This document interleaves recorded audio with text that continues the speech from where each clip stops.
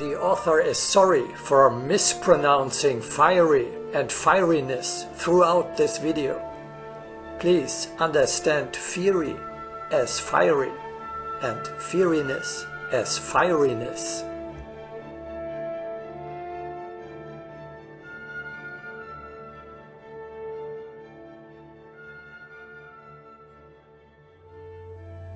The fiery condition is also known as nirvana, or the highest state of your being. I'm sorry, but I can't do anything with this Eastern concept of doing nothing. Yes, this mysterious concept of Eastern wisdom is mostly misunderstood.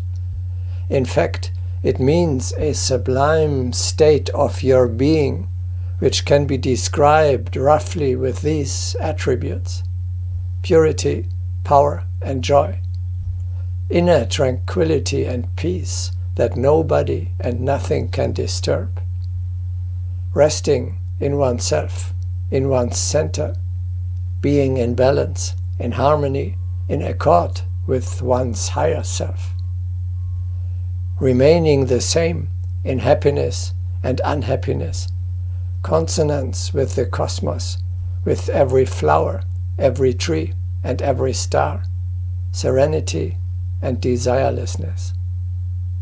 And all this not in a lonely monastery far away from the world, but in the midst of the earthly battles.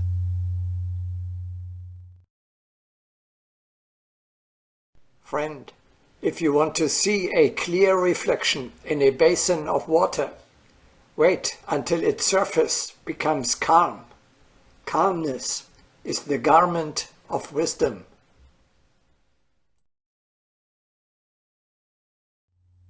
Nirvana is not quietness in the traditional sense, especially not inactivity.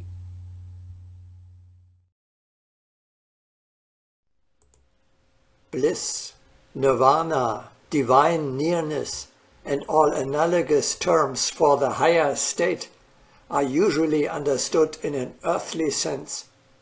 Thus, bliss is always understood as a blissful oblivion and the delight in some kind of indolent rest. But oblivion may be understood only as the oblivion of all earthly means and examples.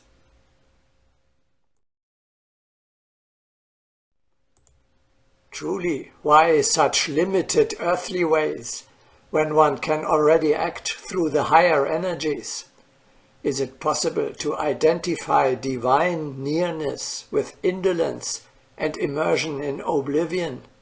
Such a correlation is contrary to the very meaning of approach to the highest principle.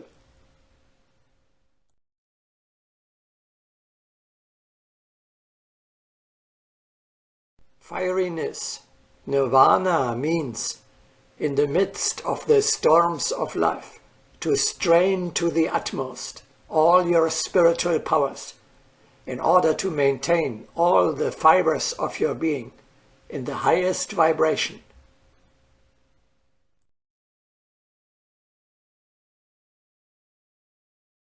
A reflection is clear on a calm surface. Each agitation distorts the clarity.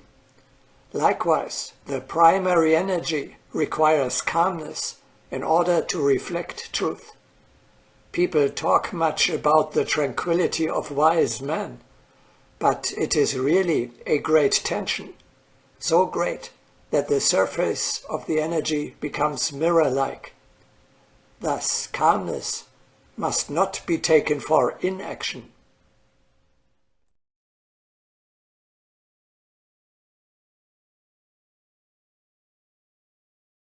The middle, being equilibrium, increases but does not lessen the tension of the energy. Exactly that we call nirvana. This middle is not a lower vibration, but the equilibrium of the highest tension.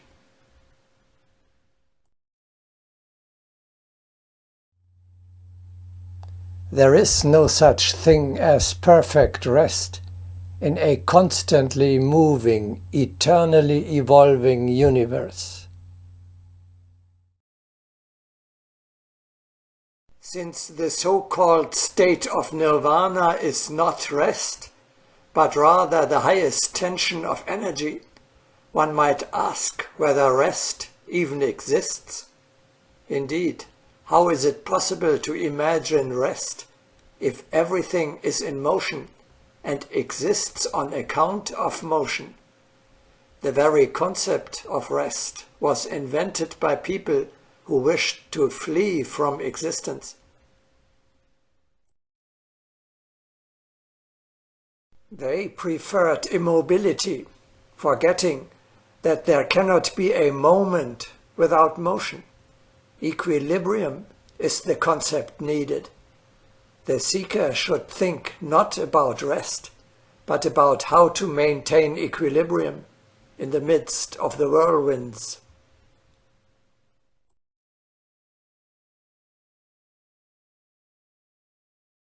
Fiery joy, fiery enthusiasm, fiery solemnity, that is what nirvana is.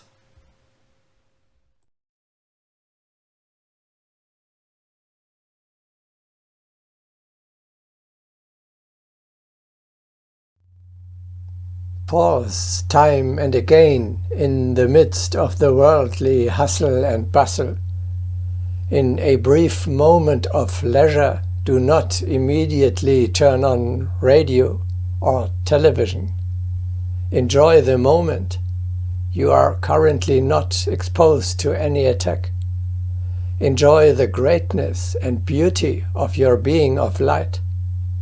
In the fiery state, you can rest serenely within yourself, in your nirvana. This is your way of having a good time.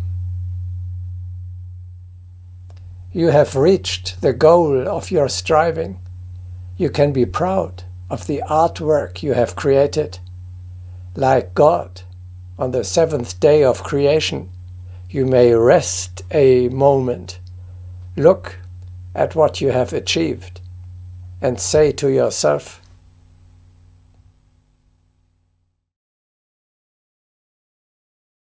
"Behold, it was very good."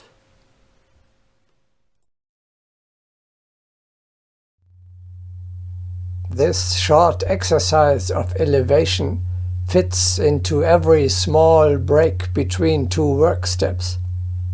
It may be practiced on the way to work, or during shopping, queuing, or performing a mechanical activity. That is, every time when you do not have to fulfill any duty, to solve any problem, or to carry any responsibility.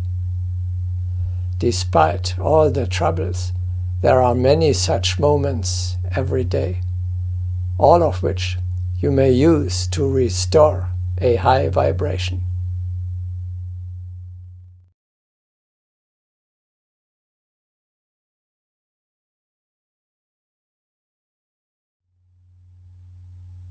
We are now coming to the decisive point.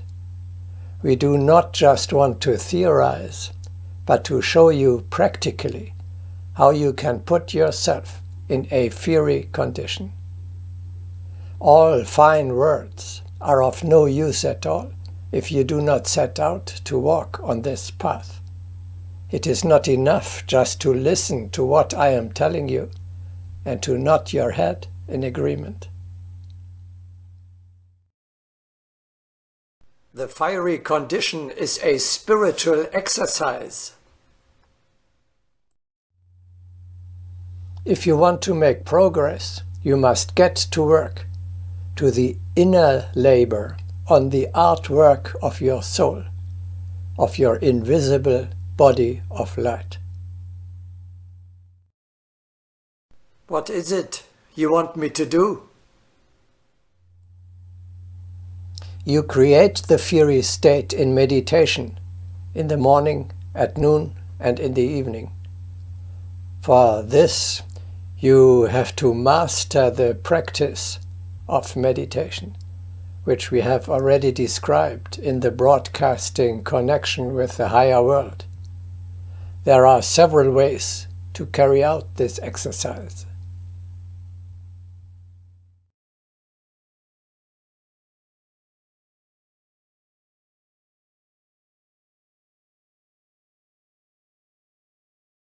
Repeat the exercise elevation. Climb in spirit a mountain peak. Now, as after a physical ascent, you are close to heaven. You have already experienced. Thereby you can increase the vibration of your soul and tune its strings of purity, power, joy, love, solemnity, and peace of mind to a high frequency.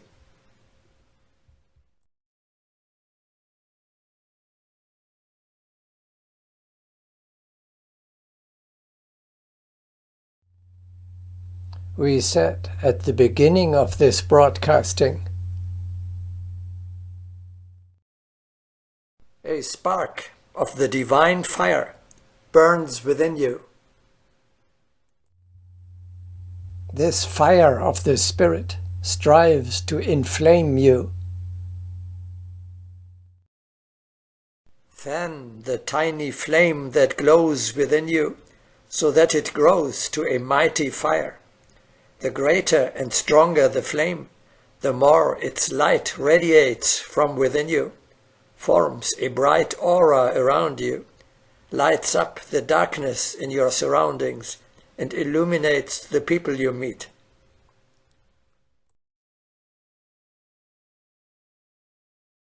One can attain fiery equilibrium by living consciously in the earthly and supermundane life. But one should not think that one need only immerse oneself in the supermundane world to achieve equilibrium. On the contrary, one should actively apply all one's forces to the earthly existence, but with the understanding that this effort is needed for supermundane achievement.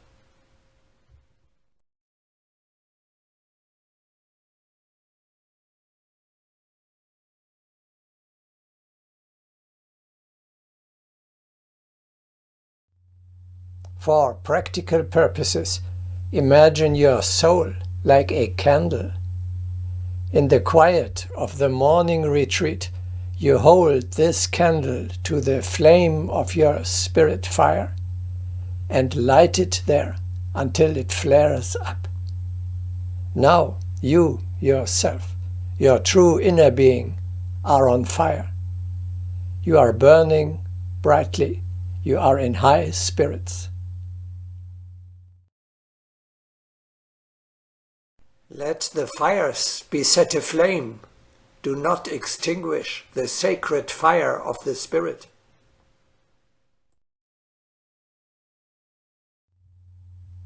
That must not remain abstract and theoretical.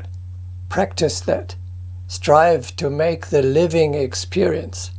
You will see there is no higher state of happiness.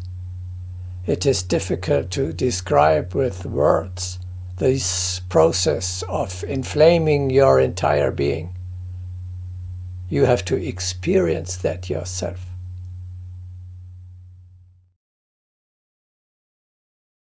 Can you affirm that you are practicing Agni Yoga if you have not even realized the birth of the inner fire?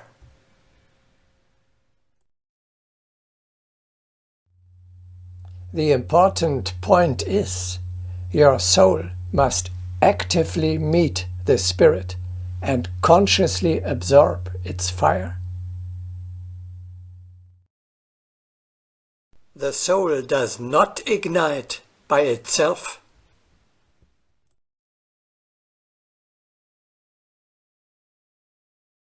Apply to man the words, kindling of the Spirit.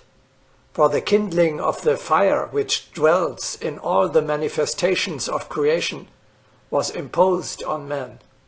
One should remember that powerful energies have been entrusted to man. Therefore, Whoever does not kindle the Spirit does not fulfill his destiny.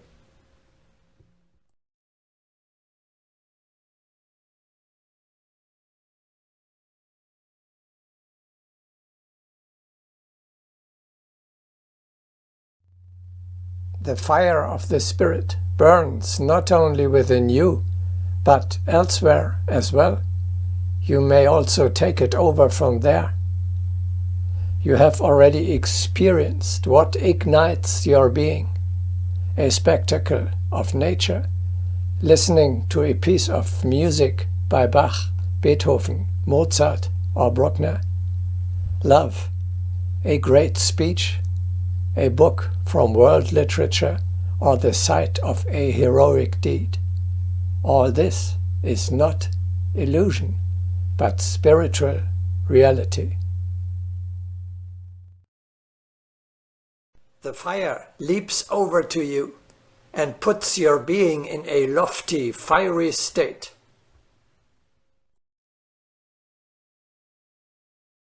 An old, gnarled oak, a mystical forest, give view of their power.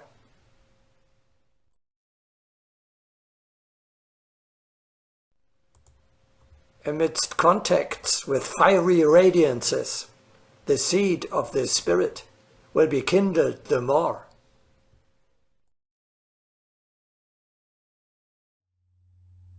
Other people can also transfer their fire to you, especially, of course, your teacher.